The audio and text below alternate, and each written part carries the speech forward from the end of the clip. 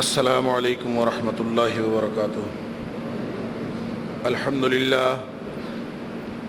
للہ نحمده ونستعینه ونستغفره ونؤمن به ونتوکل علیہ ونعوذ باللہ من شرور انفسنا ومن سیئات اعمالنا من يهده الله فلا مضل له ومن يضلل فلا هادي له ونشهد أن لا إله إلا الله وحده لا شريك له ونشهد أن محمدا عبده ورسوله أرسله بالحق بشيرا ونذيرا بين يدي الساعة فمن يطع الله ورسوله فقد رشد واهتدى ومن يعص الله ورسوله فقد ضل وغوى فإنه لا يضر إلا نفسه ولا يضر الله شيئا نسأل الله ربنا أن يجعلنا ممن يطيعه ويطيع رسوله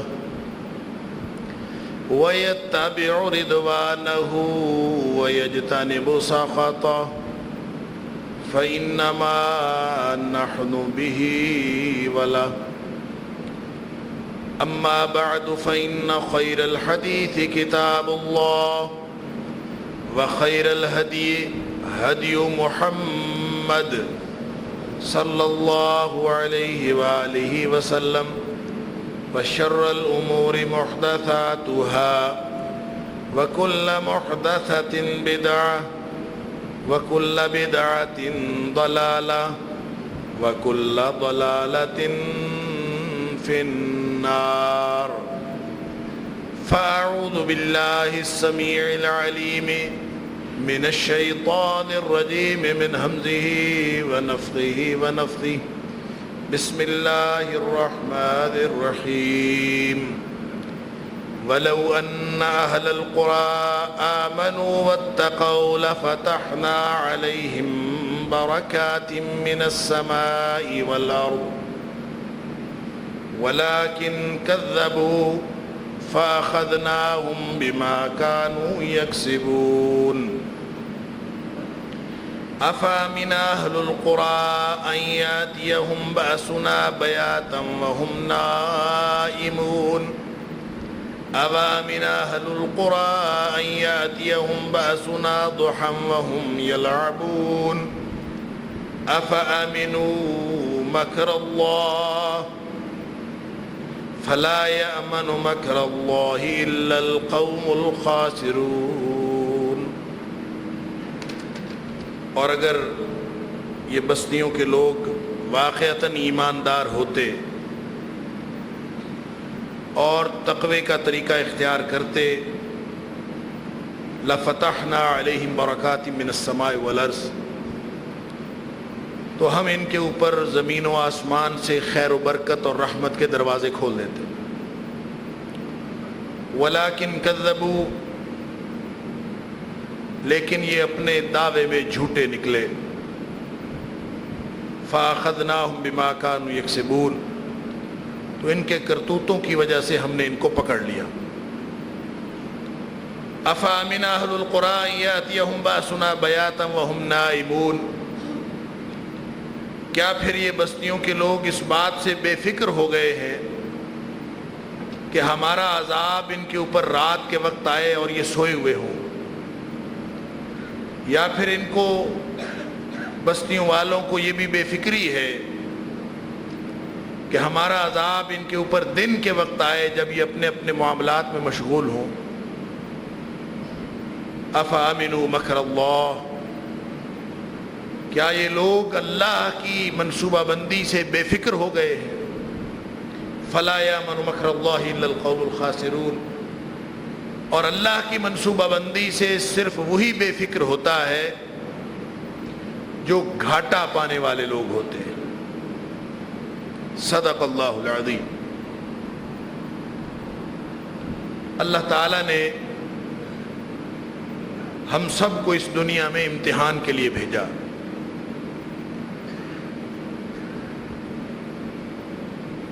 اور یہ امتحان ہمہ جہت اور ہمہ گیر اور ہر وقت جاری ہے.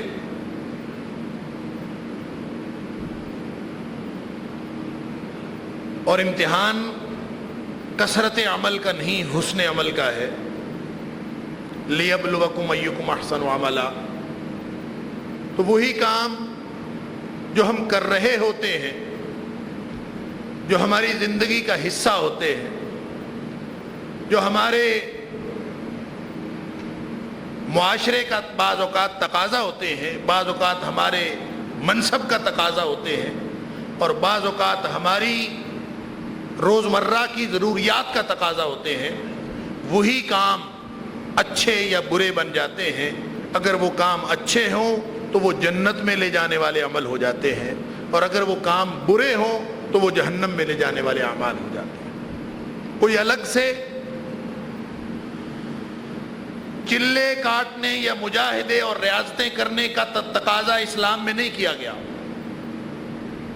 وہی کام جو روٹین میں کر رہے ہیں، اگر وہ کام اس کی بنیاد درست ہے تو وہ کام اللہ کے ہاں مقبول و منظور قرار پاتا ہے، اور اس کی وجہ سے انسان کی دنیا اور آخرت بن جاتی.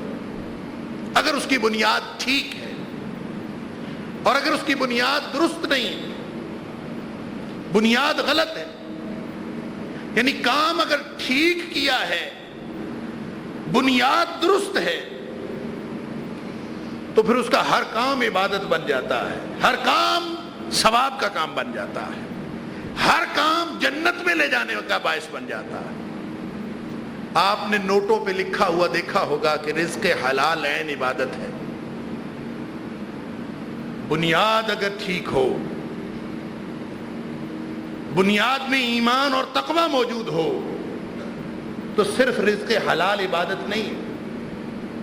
مومن کا سونا، بیٹھنا، کھانا، پینا، جاگنا، اپنی حتیٰ کہ اپنی ہر ضرورت پوری کرنا، وہ بھی ثواب اور اجر اور عبادت قرار پاتا ہے اگر اس کی بنیاد درست ہو. اگر مومن نے یہ بات طے کر لی ہو کہ میں نے اپنی زندگی صرف اللہ کی مرضی سے گزارنی، اگر اس کی بنیاد میں ایمان موجود ہو، تو پھر ہر چیز عبادت ہے. صرف رزق حلال عبادت نہیں، اللہ اکبر.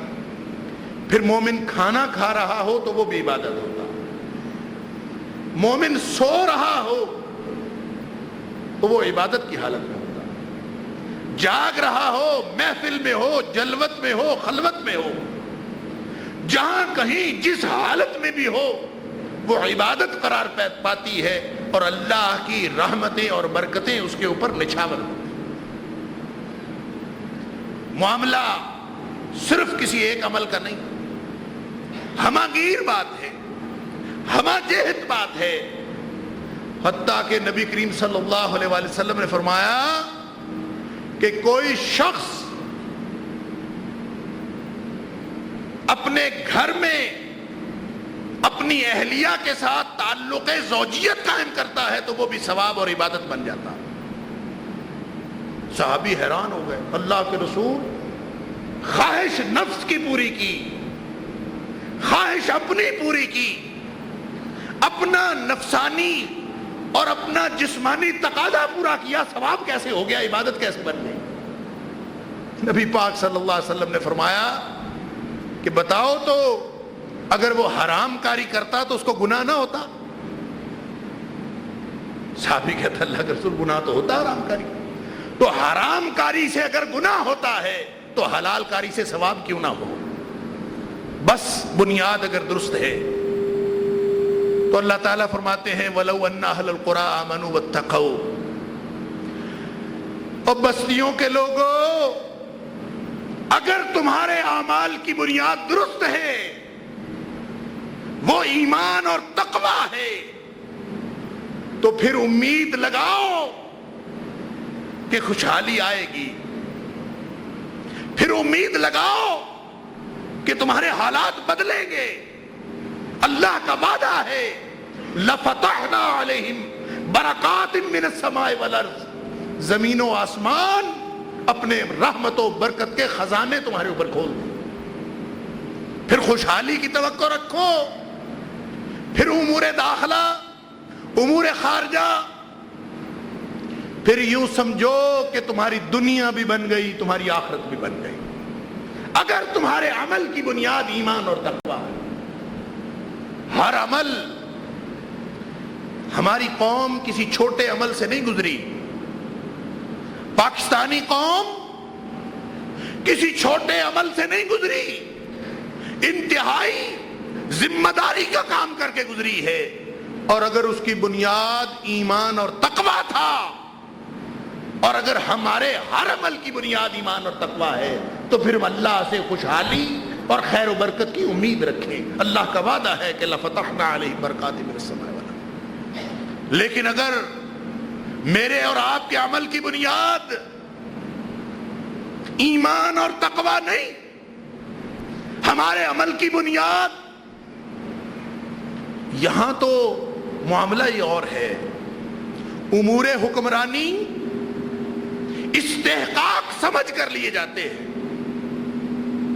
کوئی عہدہ لینے کے لیے تگ و دو کی جاتی ہے، پوری دوڑ دھوپ کی جاتی ہے، سارے وسائل جھونک دیے جاتے ہیں تاکہ کوئی عہدہ مل جائے۔ حالانکہ جس شریعت کو ہم بنیاد بناتے ہیں، جس شریعت کی بات کرتے ہیں، جس اللہ سے رحمتیں اور برکتیں نچھاور ہونے کی امید رکھتے ہیں، اس اللہ کے دین میں عہدہ تو بہت بڑا امتحان ہے۔ جس کے پاس جتنا اختیار ہے اتنا اس کا امتحان ہے۔ اگر اس کے پاس اختیار اپنی حد تک ہے تو اس کے اپنے بارے میں پوچھا جائے گا، بشرطے کہ ایمان دل میں ہو، بنیاد ایمان اور تقویٰ ہو، تو ہر آدمی کلکم راع و کلکم مسئول عن رعیتہ، ہر آدمی چاہے وہ جتنی مرضی چھوٹی کائنات کا مالک ہو، چاہے وہ صرف اس 5-6 فٹ کی راجدہانی کا بادشاہ ہو، اس کے علاوہ اس کا کوئی اختیار کہیں نہ چلتا ہو، تو اس کے بارے میں بھی قیامت کے دن اس سے پوچھا جائے۔ اور اگر اس کا اختیار اپنے گھر تک چلا گیا تو سارے گھر والوں کے بارے میں پوچھا جائے۔ اگر اس کا اختیار اہل محلہ تک چلا گیا تو سارے محلے کی ذمہ داری اس کے اوپر آ گئی۔ اگر اس کا اختیار پورے ملک تک چلا گیا تو پورے ملک کی ذمہ داری اس کے اوپر آ گئی۔ تو کون ہے عقل مند جو اپنے امتحان کو اتنا بڑا کرنے کی خواہش کرے؟ یہ عہدہ نہیں ہے، یہ مسئولیت ہے۔ اور اگر مسئولیت کا پتہ چل جائے، اگر مسئولیت کا شعور آ جائے، تو پھر عہدے کے لیے بھاگتا نہیں ہے بلکہ عہدے سے دور بھاگتا ہے۔ جیسے صحابہ کرام بھاگتے تھے، اگر کسی نے مانگ لیا تو نبی پاک صلی اللہ علیہ وسلم نے فرمایا جس نے مانگ لیا وہ عہدے کے لیے سب سے بڑا نااہل ہے۔ اس لیے نااہل ہے کہ اس کو احساس ہی نہیں ہے کہ یہ تو امتحان ہے، یہ تو ایک بہت بڑا مسئولیت کا مقام ہے۔ اور جس نے اپنی مسئولیت بڑھانی ہو، اپنا امتحان بڑا کرنا ہو، وہ اس طرف آئے۔ جس کو اس کا احساس اور شعور ہو گیا وہ کبھی اس کے قریب نہیں آیا بلکہ اس سے دور بھاگا۔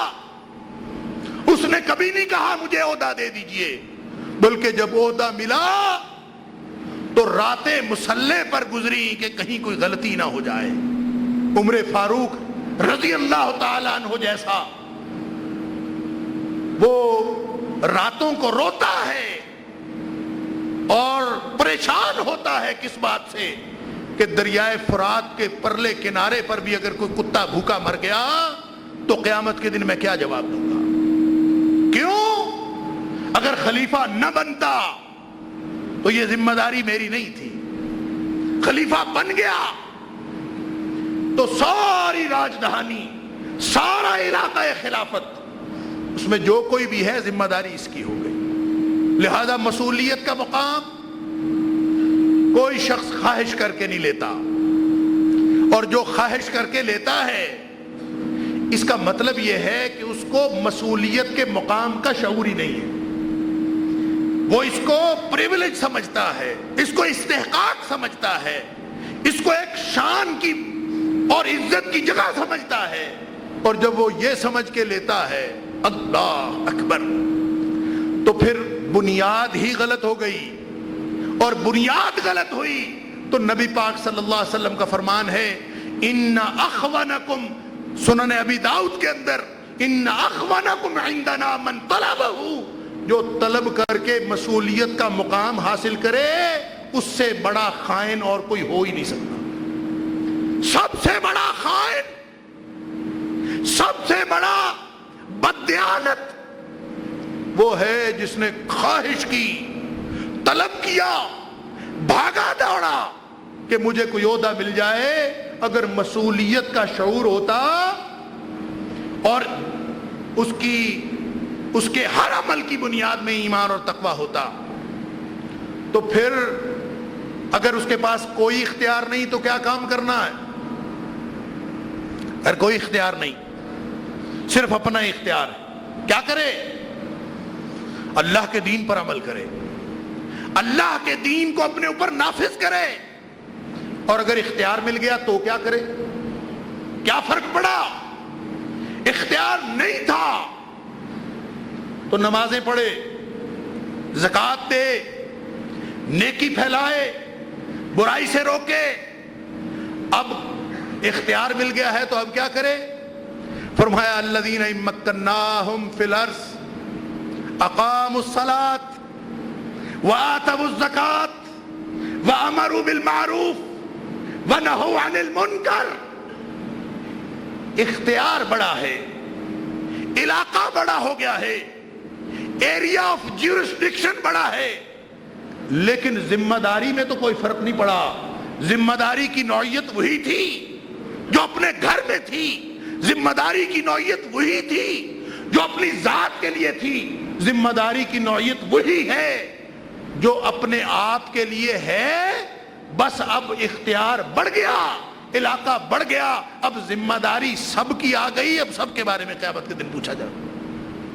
اقام الصلاۃ، اقامت صلاۃ مسجد کے اماموں کا اور تنخواہ دار مولویوں کا کام نہیں، اسلام کے نظام کے نفاذ کی بات کرتے ہیں۔ یہ مسجد کی امامت کرانا، نمازوں کی اقامت، اقامت صلاۃ، نظام صلاۃ قائم کرنا، یہ تنخواہ دار مولویوں کا کام نہیں، یہ کام ہے ان لوگوں کا جن کے پاس امور حکمرانی کی لگام ہے، جن کے پاس سارے امور ہیں، ان کا کام ہے۔ اسلام کا تصور حکمرانی اسلام کے تصور بیت سے مختلف نہیں ہے، اور اسلام کا تصور بیت وہ اللہ اور اس کے رسول صلی اللہ علیہ وآلہ وسلم کے حکم کی فرما برداری کی بیت ہوتی ہے۔ یا ایھا الذین آمنوا اطیعوا اللہ واطیعوا الرسول واولی الامر منکم۔ ایمان اگر ہے تو پھر سسٹم سمجھ میں آئے گا، ایمان اگر ہے تو نظام سمجھ میں آئے گا کہ اگر اکیلا ہے تو اللہ اور اس کے رسول صلی اللہ علیہ وسلم کی اطاعت کرنی ہے، اور اگر حکمرانی مل گئی ہے تو اللہ اور اس کے رسول صلی اللہ علیہ وسلم کی اطاعت کروانی ہے۔ لہذا مسلمان حکمران، اس کو بلکہ ہر مومن، اس کے پاس ایریا آف جورسڈکشن کم ہو تو اس کا امتحان چھوٹا ہے، ایریا آف جورسڈکشن بڑھ جائے امتحان بڑا ہو جاتا ہے۔ اللہ فرماتا ہے خوشحالیوں کی امیدیں رکھنے والوں، اپنی بنیاد کی فکر کرو، کیا تمہارے ہر عمل کی بنیاد اور خاص طور پر امور حکمرانی سپرد کر دینے کی بنیاد کیا وہ ایمان تھا؟ کیا وہ اس کی بنیاد تقوی ہے؟ اگر ہے تو ہم سب خوش ہوں، اللہ کی رحمتوں کی امید رکھیں، اگر نہیں ہے تو پھر اپنے اپنے ایمان کی فکر کریں۔ اللہ تعالیٰ فرماتے ہیں کہ لو ان اہل القری آمنوا واتقوا، اگر یہ بستیوں کے لوگ واقعتاً ایماندار ہوتے، واتقوا، یہ ایمان اور تقوی کیا ہوتا ہے اس کی لمبی تفصیلات ہیں، لیکن بس ایک بات سمجھ لیجئے کہ جس کے ہر عمل کی بنیاد میں اللہ اور اس کے رسول صلی اللہ علیہ وسلم کی بات پر ایمان ہو، آخرت کی جواب دہی کا تصور واضح ہو، اور ہر وقت وہ اس فکر میں، اس پریشانی میں لگا ہو کہ میرے ہر عمل سے اللہ راضی ہو جائے، مجھ سے کوئی ایسا چھوٹے سے چھوٹا عمل سرزد نہ ہو جائے جو اللہ کی ناراضگی کا باعث بن سکتا ہے۔ جس نے زندگی کے ہر عمل کی بنیاد یہ بنا لی، سمجھ لیجئے اس کی جنت پکی۔ کیوں؟ کہ اگر یہ بنیاد اللہ کی رضامندی نہیں ہے، اگر ہر کام کی بنیاد ایمان اور تقوی نہیں ہے، تو لازماً پھر اس کی بنیاد خواہش نفس کی تکمیل ہے۔ اللہ تعالیٰ فرماتے ہیں وَأَمَّا مَنْ خَافَ مَقَامَ رَبِّهِ، جس کو جواب دہی کا خوف ہو گیا، خوف لگ گیا کہ میں اللہ کو کیا جواب دوں گا قیامت والے دن، میرے پاس مجھ سے جب پوچھا جائے گا کہ تجھے یہ اختیار دیا تھا تو نے کیسے استعمال کیا، میں اللہ کو قیامت کے دن کیا جواب دوں۔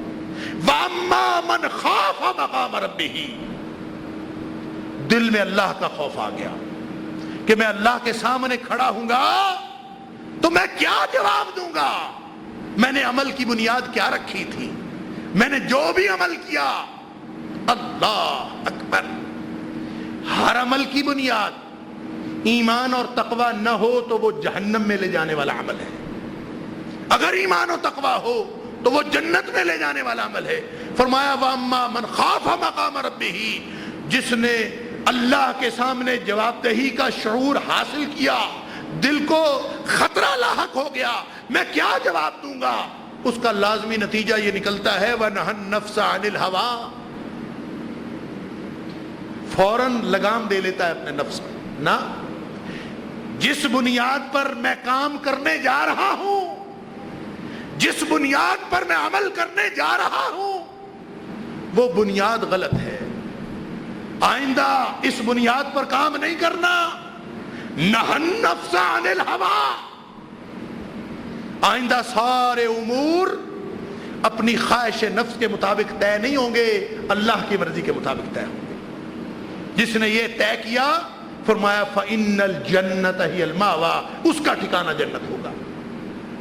اور تم ایمان کی بات کرتے ہو، الَّذِينَ يُؤْمِنُونَ بِالْغَيْبِ، اللہ تعالیٰ نے جنت میں جانے والوں کی صفت بیان فرمائی، بغیر دیکھے ایمان رکھتے ہیں، غیب پر ایمان رکھتے ہیں، اور اصل میں ایمان اس پر علماء نے تفصیلات بیان کی ہیں کہ غیب پر ایمان کیا ہوتا ہے اور دیکھ کر ایمان کیا ہوتا ہے۔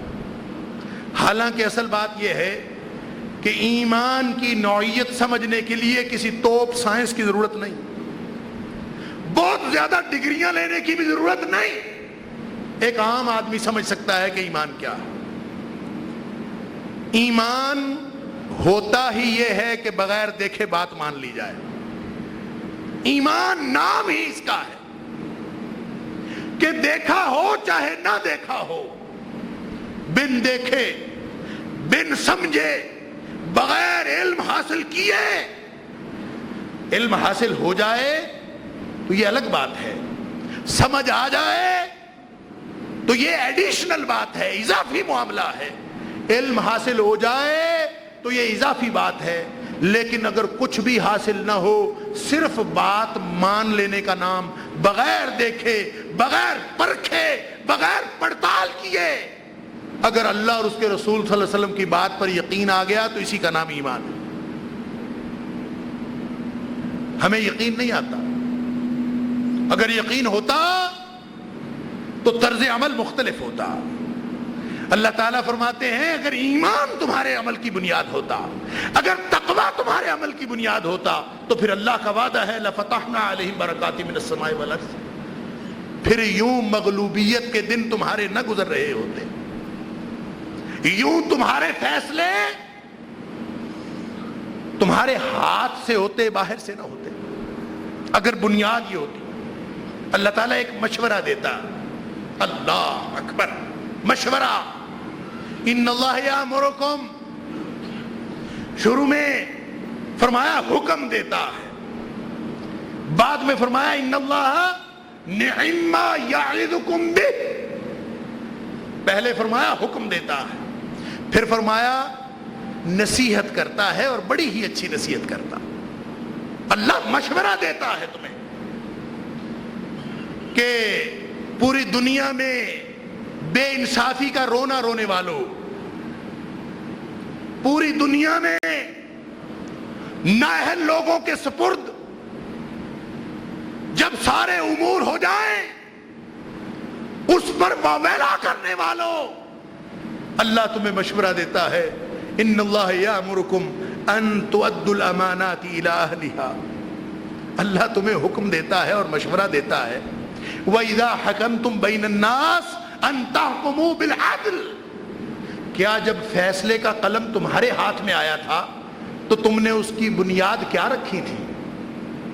کس بنیاد پر فیصلہ کیا تھا؟ اگر اس کی بنیاد عدل تھا, اگر اس کی بنیاد ایمان تھا, اگر اس کی بنیاد امانت داری تھی, تو پھر سب خوش ہو جائیں, انشاءاللہ اس ملک پر خوشحالی آنے والی. اور اگر اس کی بنیاد ایمان نہیں تھا, امانت نہیں تھی, عدل نہیں تھا, جہاں عدل نہیں ہوتا وہاں ظلم ہوتا, جہاں امانت نہیں ہوتی وہاں بددیانتی ہوتی, خیانت ہوتی, اور جہاں پہ ایمان نہیں ہوتا وہاں پہ بے ایمانی ہوتی ہے. اور اگر ایمان نہیں تھا بنیاد ہمارے عمل کی, اگر تقوی نہیں تھا بنیاد ہمارے عمل کی, اگر امانت نہیں تھی بنیاد ہمارے عمل کی, اگر عدل نہیں تھا بنیاد ہمارے عمل کی, تو اللہ فرماتا ہے کہ پھر خوشحالی کی توقع نہ رکھو, پھر عذاب سے بچنے کی سبیل کرو, پھر عذاب سے بچنے کی سبیل کرو. وَلَٰكِن كَذَّبُوا, اللہ فرماتا ہے کہ لوگ تو جھوٹے نکلے, کہتے کچھ تھے کرتے کچھ تھے. دعویٰ ایمان اور تقوی کا تھا, لیکن عمل کی بنیاد, اللہ اکبر, اگر عمل کی بنیاد ایمان اور تقوی نہیں تھا نا, اگر امانتیں اہل لوگوں کے سپرد نہیں کی, تو نبی پاک صلی اللہ علیہ وسلم کے فرمان کے مطابق یہ تو انتہا ہو گئی ہے. اب اس کے بعد کسی خوشحالی کی توقع نہ رکھو, بلکہ عذاب کی توقع رکھو, عذاب کا انتظار کرو, قیامت کا انتظار کرو. بخاری شریف کی حدیث ہے, نبی پاک صلی اللہ علیہ وسلم نے فرمایا کہ جب کسی شخص نے پوچھا تھا, حدیث کے الفاظ ہیں کہ کوئی شخص آیا کہ نبی پاک صلی اللہ علیہ وسلم سے پوچھتا, اللہ کے رسول قیامت کب آئے گی؟ قیامت مکمل تباہی,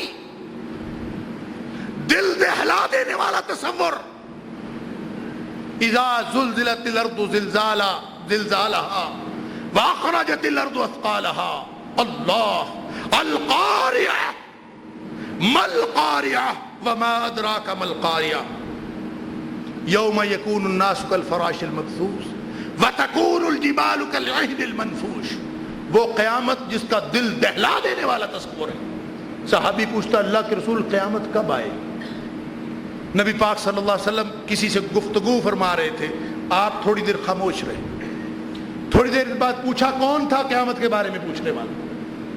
وہ حاضر ہوا, اللہ کے رسول میں نے پوچھا تھا. بخاری شریف کی حدیث. نبی پاک صلی اللہ علیہ وسلم نے پوچھا کہ تو کیا پوچھتا تھا؟ کہتا میں قیامت کے بارے میں پوچھتا تھا, قیامت کب آئے گی, متی الساعہ, قیامت کب آئے گی. نبی پاک صلی اللہ علیہ وسلم, تباہی کب آئے گی, مکمل تباہی اور بربادی کب ہوگی؟ نبی پاک صلی اللہ علیہ وسلم نے فرمایا اذا ضیعت الامانہ فانتظر الساعہ، خوشحالی کی توقع رکھنے والوں، اگر ہمارے عمل کی بنیاد ایمان اور تقوی نہیں تھا تو توقع خوشحالی کی نہیں، انتظار بربادی کا کرو۔ نبی پاک صلی اللہ علیہ وسلم نے فرمایا جب امانتیں ضائع ہو جائیں، امانتیں جو تمہارے سپرد کی تھیں وہ ضائع کر دی جائیں، فانتظر الساعہ، تو پھر قیامت کا انتظار کرنا، پیچھے کوئی کسر باقی نہیں رہی۔ اور وہ صحابی پوچھتا اللہ کے رسول صلی اللہ علیہ وسلم یہ امانتیں ضائع کرنے کا کیا مطلب ہے؟ یہ بھی فرما دیں کہ امانتیں ضائع کرنے کا کیا مطلب ہے؟ کب وہ کام، کون سا کام ہے، کون سی حرکت ہے جو ہم سے سرزد ہو تب اس کے بعد بربادی ہمارا انتظار کر رہی ہے؟ نبی پاک صلی اللہ علیہ وسلم نے وضاحت فرمائی اذا ضیعت الامانہ کی، کہ امانتیں ضائع کرنے کا کیا مطلب ہے؟ فرمایا اذا وسد الامر الى غیر اہلہا فانتظر الساعہ، جب امور حکمرانی، امور مملکت وہ نااہل لوگوں کے سپرد کر دیے جائیں، جو اس کام کے اہل نہیں تھے۔ اس کام کا اہل پتہ کون ہوتا؟ میں ابھی عرض کر رہا تھا کہ نبی پاک صلی اللہ علیہ وسلم کے فرامین ایک طرف اللہ کا قرآن اس کی وضاحت کرتا ہے کہ جن کو حکمرانی مل جائے، اقاموا الصلاۃ وآتوا الزکاۃ وامروا بالمعروف ونہوا عن المنکر، جن کا کام پہلے نمازیں پڑھنا تھا اب نمازیں پڑھانا ہوتا ہے، جن کا کام پہلے زکوٰۃ ادا کرنا تھا اب زکاتوں کا پورا نظام ان کے ہاتھ میں ہوتا ہے، اور پہلے اپنی نیکی بدی کا خیال رکھنا تھا اب سارے ملک کی نیکی بدی کا خیال ان کے ذمہ ہوتا ہے۔ اگر ایسے حکمران چنے ہیں، اگر اسی بنیاد پر چنے ہیں تو پھر خوشحالی کی توقع رکھیں، پھر اللہ کے فضل سے خوشخبری ہے لَفَتَحْنَا عَلَيْهِمْ بَرَكَاتٍ مِّنَ السَّمَاءِ وَالْأَرْضِ۔ اور اگر ہمارے عمل کی بنیاد یہ نہیں تھی، اگر ہمارے عمل کی بنیاد اپنی اپنی خواہشات، اپنے اپنے معاملات، اپنے اپنی مجبوریاں، اپنی اپنی وابستگیاں، اپنے اپنے رولے، اگر اپنے مسائل تھے تو پھر نبی پاک صلی اللہ علیہ وسلم کا فرمان ہے اذا وسد الامر الى غیر اہلہ، جب امور مملکت ان لوگوں کے سپرد کر دیے جائیں جو اہل نہیں ہیں، اس سے بڑا ظلم کوئی نہیں ہے۔ وَإِذَا حَكَمْتُمْ بَيْنَ النَّاسِ أَن تَحْكُمُوا بِالْعَدْلِ، اللہ کا قرآن حکم دیتا ہے کہ جب تمہارے ہاتھ میں فیصلے کا قلم آئے تو کیا تم عدل کی بنیاد پر فیصلے کرتے ہو؟ اگر فیصلے خود عدل کی بنیاد پر نہیں کیے تو پھر دنیا میں عدل کی توقع کیوں رکھتے ہو؟ اذا وسد الامر الى غیر اہلہ، جب امور مملکت نااہل لوگوں کے سپرد کر دیے جائیں تو فرمایا پیچھے کوئی کسر ہی باقی نہیں بچی، فانتظر الساعہ، پھر خوشحالی کا انتظار نہ کیجئے، پھر بربادی کا انتظار کیجئے۔ اللہ اکبر۔ اب میں، آپ، ہم میں سے ہر شخص وَلْتَنْظُرْ نَفْسٌ مَا قَدَّمَتْ لِغَدٍ، ہم میں سے ہر شخص جانتا ہے کہ اس نے کیا عمل کس مقصد کے لیے کیا ہے۔ اگر ہمارا مقصد اللہ کو راضی کرنا ہے، اگر ہمارے مقصد، اگر ہمارے عمل کی بنیاد ایمان اور تقوی ہے تو پھر امید رکھیں اور خوش ہوں کہ انشاءاللہ ہمارے اوپر انفرادی اور اجتماعی خوشحالی آنے والی۔ اور اگر یہ بنیاد نہیں تھا، بنیاد کچھ اور تھا، تو پھر بربادی کا انتظار کریں۔ اللہ فرماتا ہے أَفَأَمِنَ أَهْلُ الْقُرَىٰ، اور کس بات سے بے فکر ہو گئے ہو؟ اللہ کا عذاب یا رات کو آنے والا ہے یا صبح کو آنے والا ہے، پھر بے فکر نہ ہو، پھر توبہ کرو اپنے گناہوں کی۔ اب بھی توبہ کا دروازہ کھلا ہے، ہم واپس آ جائیں، اپنے ہر عمل کی بنیاد ایمان اور تقوی بنا لیں، تو ہی نجات اور کامیابی اور فلاح ہے، وگرنہ نجات کا کوئی راستہ نہیں، فلاح کا کوئی راستہ نہیں۔ اللہ تعالیٰ مجھے اور آپ کو ہدایت نصیب فرمائے اور اپنے ہر عمل کی بنیاد ایمان اور تقوی کو بنانے کی توفیق عطا فرمائے، اور جو غلطیاں سرزد ہو گئی ہیں اللہ تعالیٰ ان غلطیوں سے ہمیں آئندہ کے لیے بچنے کی توفیق عطا فرمائے اور توبۃ النصوح کی توفیق عطا فرمائے تاکہ ہمیں دنیاوی و اخروی خوشحالیاں نصیب ہو جائیں۔ وآخر دعوانا الحمدللہ رب العالمین۔